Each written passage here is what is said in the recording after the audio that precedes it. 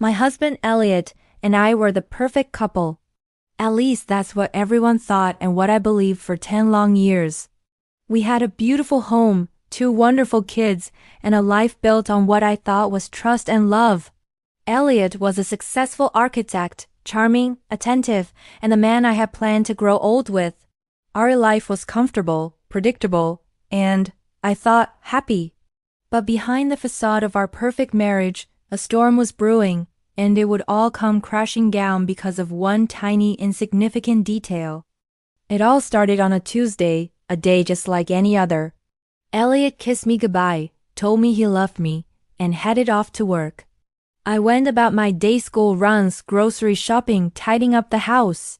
In the afternoon, I decided to tackle the laundry pile that seemed to have a life of its own. As I was sorting the clothes, I picked up the shirt Elliot had worn the day before. It was a crisp blue button-down, one of his favorites. As I emptied the pockets before tossing it into the machine, my fingers brushed against a small folded piece of paper. It was a receipt, nothing unusual about that. Elliot was always leaving receipts in his pockets. But this one was different. It was from a florist, a fancy one on the other side of town, a place we never went to. The date on it was from last week. I unfolded it, my curiosity piqued. The purchase was a bouquet of a dozen red roses. My heart skipped a beat.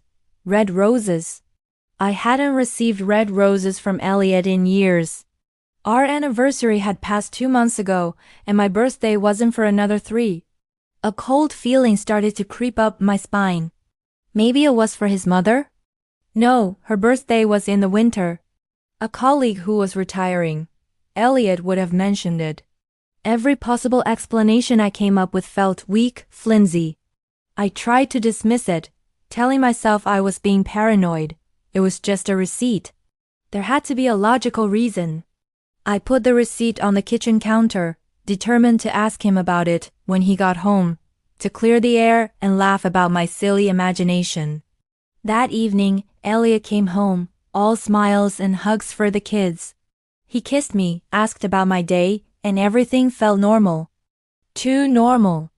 As we sat down for dinner, I watched him, searching for any sign, any flicker of something being wrong. But there was nothing. He was the same loving husband he always was. The receipt sat on the counter, a silent accusation. My resolve to ask him about it faltered. I didn't want to shatter this fragile peace. I didn't want to be the suspicious, nagging wife. So I said nothing. I folded the receipt and tucked it away in my jewelry box, a small paper reminder of a question I was too afraid to ask. Over the next few weeks, that single receipt became an obsession. It was like a crack in a perfect porcelain doll, and once I saw it, I couldn't unsee it. I started noticing other things, small inconsistencies that I had previously brushed off. The late nights at the office became more frequent, always explained away by a looming deadline. The business trips that popped up with little notice. His phone, which used to lie around the house, was now permanently attached to his hip, and he'd become jumpy if I even glanced at it. One evening, he was in the shower when his phone, left on the nightstand, buzzed. A message notification lit up the screen. My heart hammered against my ribs. I knew I shouldn't look. It was a violation of his privacy, a line I had never crossed in our entire marriage. But the doubt planted by that receipt had grown into a thorny vine, wrapping itself around my heart. I told myself I just needed to know, to put my mind at ease. With trembling hands, I picked up the phone. It was unlocked. The message was from a name I didn't recognize, Sophie. It simply said, "Thinking of you. Can't wait for Friday." My blood ran cold. Thinking of you, can't wait for Friday. It wasn't a work message. It was intimate. It was personal. Who was Sophie, and what was happening on Friday? The pieces started clicking into place, forming a picture I didn't want to see. The roses, the late nights, the sudden trips. It wasn't paranoia. It was real. I quickly put the phone back, my mind racing. The sound of the shower turning off jolted me back to reality. Elliot walked out of the bathroom, a towel around his waist, completely oblivious to the fact that my world had just shattered. I needed proof, something undeniable. I couldn't confront him with just a vague text message. He would just deny it, call me crazy, and I would be left with nothing but my suspicions. The next morning, after he left for work, I went to his car. I knew it was a long shot, but I was desperate. I checked the glove compartment, under the seats, everywhere.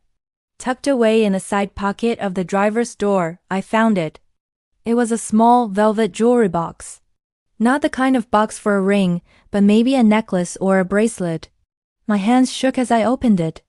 Inside, nestled on a bed of satin, was a delicate silver necklace with a small heart-shaped pendant. It was beautiful, and it wasn't for me. The final piece of the puzzle fell into place that Friday. Elliot told me he had an important out-of-town client dinner and would be home very late. The old me would have believed him without question. The new me knew he was lying. After I put the kids to bed, I called a babysitter and then I drove. I drove to the other side of town, to the neighborhood where that fancy florist was located. I didn't have a plan. I just needed to see. I parked near a popular upscale restaurant, one Elliot and I had been to for a special occasion once. And then I waited. An hour later, I saw him. Elliot. He was walking towards the restaurant, looking handsome in his best suit. But he wasn't alone. A woman was walking beside him, her arm linked through his. She was laughing at something he said, her head tilted towards him in a way that was far too familiar. It was a gesture I knew well.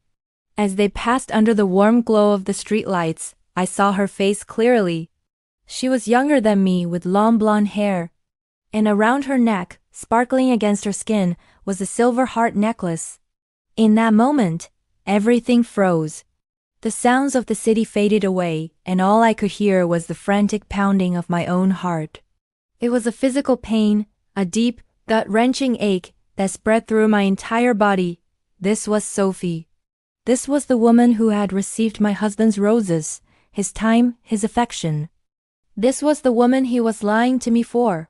I watched them disappear into the restaurant, a happy couple on a romantic date, while I sat alone in the darkness of my car, my perfect marriage lying in ruins around me. I drove home in a daze, the 10 years of my life with Elliot replaying in my mind like a movie reel, but now every scene was tainted. Every I love you, every shared laugh, every promise was a lie. When he finally came home after midnight, reeking of a perfume that wasn't mine, he found me sitting in the dark living room. The florist's receipt and the empty jewelry box were on the coffee table in front of me. He stopped short when he saw them, the color draining from his face. The smile he had worn fell away, replaced by a look of pure panic.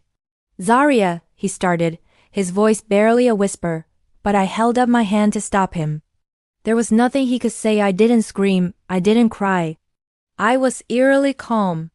All the emotion had been drained out of me, leaving behind a hollow emptiness. "Who is she, Elliot?" I asked, my voice flat and devoid of feeling.